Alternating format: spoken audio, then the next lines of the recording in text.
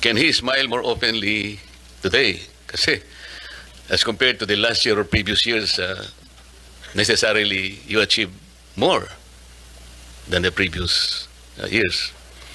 Paano kaya yun? How can we make our ordinary citizen appreciate all this? Para sa ganun, they can relate to what the DOJ is trying to do. Mahirap naman kasing sabihin na, oh, ito yung nagawa namin. But how can the ordinary Filipino appreciate or even understand sa kanyang pangkaraniwang buhay? Opo, maraming salamat po sa tanong niyo, Senator Dante. Basically, ang Department of Justice po, without talking about the mandates of the particular 10 attached agencies, constituent agencies, meron pong dalawang mandato na malaki ang department, ang kagawaran. Ito po yung isa, yung NPS, yung sa prosecution service, at isa po yung legal services. Dagdag pa po dito yung iba't ibang mandato ng mga batas na itinalaga natin. Kakibat din po dito yung mga iyakat, yung ibang programs po natin sa OSAEC, OSAM, at yung Witness Protection Program. Pero sa pangkabuuan ho, kaagibat po namin yung may tinatawag po Senator Dante, yung Your Honor, meron po tayong yung Judicial Justice Zone na ginagawa po, na ang konsepto po, umuupo po ang, dahil bahagi lang ho ang Department of Justice para maramdaman ho ng mga kababayan natin yung pangkabuang epekto. Naupo po doon, Kung tayo pong dalawa ang nag-uusap nito, I can easily understand you. Opo. And as one, I will appreciate all of these programs that the DOJ has been struggling to do and have achieved over the years. Ang sinasabi ko, yung ordinaryong tao, you have prosecuted so much, for example, compared to the rest of the prior years. Marami kang na-correct na mga erring individuals now in the care of the Bureau of Corrections. Ang tinatanong ko po yung, paano maiintindihan ng tao? Oh, all of this collectively contributed in pacifying the restlessness of our people in their communities, lalo na yung medyo palagi yung criminality. So is it possible that we can relate, for example, all this collectively in saying that, oh, ang criminality ngayon po is lower because it is directly correlated with what we have done so far? Yung ganun ba? Something that we can tell our people back pag-uwi natin.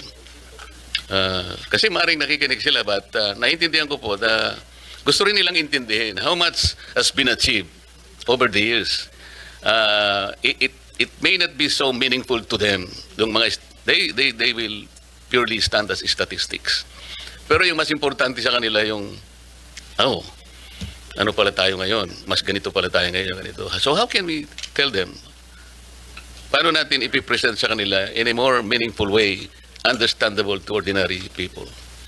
Opo, naunawaan ho namin yung barrier na mas maunawaan ng mga ordinaryong Pilipino. Kaya nga po, patuloy po yung pakikipagkaya. Hindi lamang maunawaan, yung ma-feel nila ang difference. Yung maramdaman. Kasi, let's say, 2025 ngayon, or sabi niya, mukhang hanggang tahimik tayo ngayon, ha? Yung maramdaman lang niya na ganun, comparing with what happened in 2024. Opo. Di ba? Huwag nating isama yung mga calamities. Wala naman kayong kinalamanan doon. With or without DOJ, darating ang lindol dito. Ang sinasabi natin, yung environment ng ating mga mamamayan. Can they compare what happened in 2023 and 2025 so far? Na yun siguro yung mas hinihingi nila. Tingnan mo kanya, dahil sa nakakapaglakbay na tayo ng mas maayos ngayon, nakatipid tayo ng ganito, hindi na ako naglalakad, yung tricycle, ganito, ganyan. Something that people will easily appreciate. With your permission, Undersecretary Jesse Andres will respond. Magandang umaga po, Mr. Chairman, Senator Gatchalian, Senator Marcoleta. Sa ordinaryo pong mamamayan, ang sa tingin po naming mahalagang pagbabago o reforma na nararamdaman nila ay patungkol po sa karapatang pantao at po sa tinatawag nating court congestion at saka jail congestion. Ang isa pong napaka-significant na reforma natin, yung binago po natin, yung antas po ng ebidensya bago po maisakdal sa kasong kriminal ang isang mamamayan. Dati-rati po, ang pamantayan po ng pag-file ng kaso sa mga korte ay tinatawag natin probable cause. Medyo mababa pong antas ng ebidensya yon. At ang ating pong maliit na mga mamamayan na hindi po tamang representasyon ay maaari pong makasuhan at makulong. kahit po hindi sapat ang ebidensya.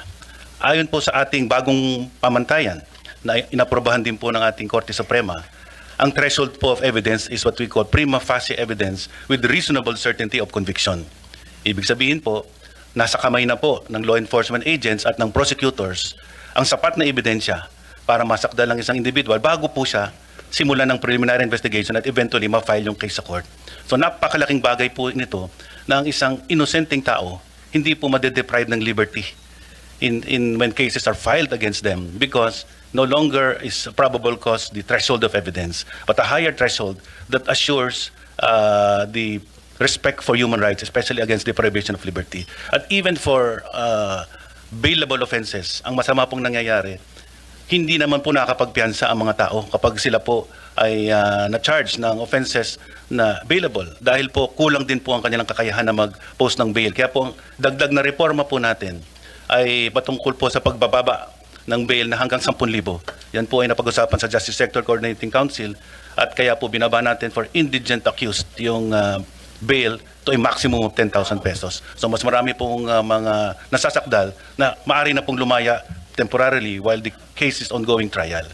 Ang pangalawa po ay tungkol sa jail congestion. Napakalaki pong pagbabago ang ginawa natin sa Bureau of Corrections, especially po sa prison records. Between 2022 to the present, there is an astounding number of releases. 26,000 individuals have been released from Bucor simply because we have now reviewed their prison records, and we are now making sure that no one stays incarcerated one day more than what they should be imprisoned for. Dati-rati po, manual po ang review ng mga prison records. Kaya marami pong dapat makalaya na dahil napagsilbihan na po nila yung sentensya nila. Ngunit dahil hindi gumagalaw ang papeles, nakakulong. Chinaga po namin ito manually, and then ngayon po, fully digitized na po ang ating prison records sa Bucor. Kaya po, napakarami na pong na-process, na-release ng mga tao. So yun po ang immediate na impact sa taong bayan. Hindi po kayo dapat mangamba na makasuhan dahil po kapag meron lang sapat na ebidensya, doon lang po kayo maaaring kasuhan. And this is in favor of ordinary people who cannot have sufficient representation. At sa jail congestion naman po, napakalaki na po ng improvement. Mr. Chair, sana po magamit nating batayan yung sinasabi ninyo, sapagkat hindi naman lahat po merong potential po na pagkakataon na sila ay ma-charge either criminally or civilly. No? Baka hindi rin nila maunawaan po yung ganun. As a matter of fact, 3 weeks ago, meron pong pumunta sa akin, nagpapatulong kung anong kanyang gagawin, sapagkat ang gusto niyang kasuhan ay talaga pong influential member ng ating society. As a matter of fact, siya po ay official ng ating judicial system. So, nagtangka po siya na mag-file ng charge. Alam po ba niyo kung ano sinabi ng piskal? Sa may parting Laguna po ito.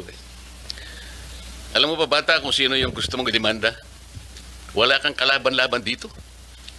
So, under the standard, yung success rate mo sa prosecution, wala, 0 ka dito. So, umuwi yung tao, hindi lamang malungkot na malungkot, kundi prostrated siya. So, ito pong mga ganito yung lumilitaw. Maring tama rin po kayo na mayroong nangyayari na mga bagay na kinatutuwa ng ilan. Pero meron din pong downside kasi.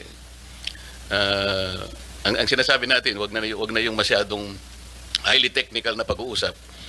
Yun lang ma-feel sana ng tao na, kasi po kung hindi naman siya pumupunta sa Bureau of Corrections, paano niya malalaman gaano karami po yung nakukorek natin o ganito. Anyway, kaya ko po tinatanong ito, importante lang na ma-relate po yung Department of Justice sa ordinary na buhay po ng ating mga mamamayan. Yun lang naman po yung kasi po, kagaya po nung sinabi ni ASEC Jermar kanina, ang DOJ ay talaga namang siya yung ating principal law agency sang-ayon sa ating Administrative Code of 1987. Di ba ma'am, sinabi mo kanina?